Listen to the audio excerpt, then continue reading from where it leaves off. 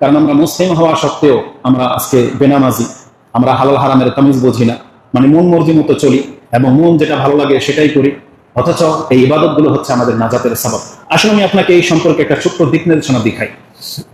ইবাদত যে আমাদের আসল পরিচয়, এটা যে শুধু মুখের দাবি দিয়ে বাস্তবায়ন হবে না, এই সম্পর্কে কোরআনে স্পষ্ট কিছু দিক নির্দেশনা রয়েছে।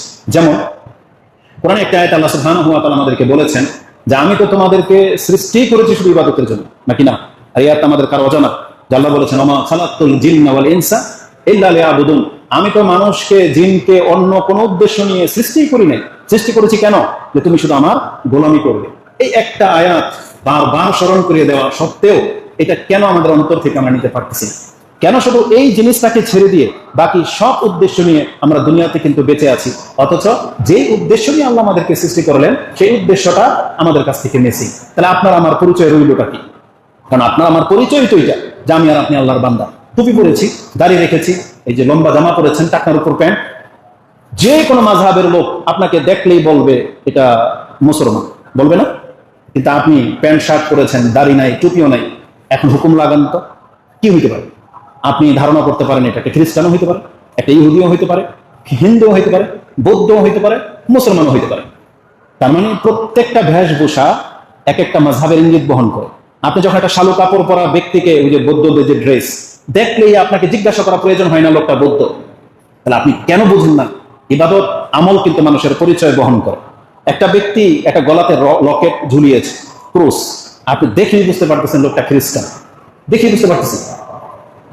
তাহলে আমল যে ব্যক্তির পরিচয় বহন করে এটা মুসলিমরা কবে বুঝবে?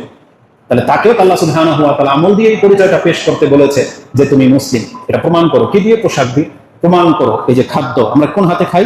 ডান হাতে খাই, এটা মুসলিমদের আমল। বিসমিল্লাহ বলে খাচ্ছি, কথা বললে সালাম, এটা কোন ধর্ম? ইসলাম ধর্ম। তাহলে এগুলো যখন আমাদের কাছ থেকে বিদায় নেবে, তাহলে আপনার আমার পরিচয় কি থেকে গেল? একটা খ্রিস্টানও খাওয়ার সময় কিছু বলে না, হিন্দুও বলে না, বৌদ্ধও বলে না, আপনিও বললেন না। তাহলে আপনি মুসলিম এটা কিভাবে প্রমাণ হইল? আপনি ডান হাতে খাচ্ছেন না, তাহলে কিভাবে প্রমাণ হইল আপনি মুসলিম? আপনি তো যে কোনো একটা দলের অন্তর্ভুক্ত হইতে পারতেন। এই জন্য আপনি বিষয়টাকে ভাববেন না যেগুলো শুধু মাদ্রাসার তালিমে বৈঠক যারা করে তাদের আমল। হুজুরদের বাচ্চারা খাবে ডান হাতে, হুজুরদের বাচ্চারা বিসমিল্লাহ বলবে, কিন্তু আমরা না, এটা মুসলিমদের আমল। তা আল্লাহ আমাদেরকে বলেছেন আমি মূলত মানুষকে সৃষ্টি করেছি আমার গোলামি করার জন্য। এটা হচ্ছে মূল আমাদের সৃষ্টির পেছনে।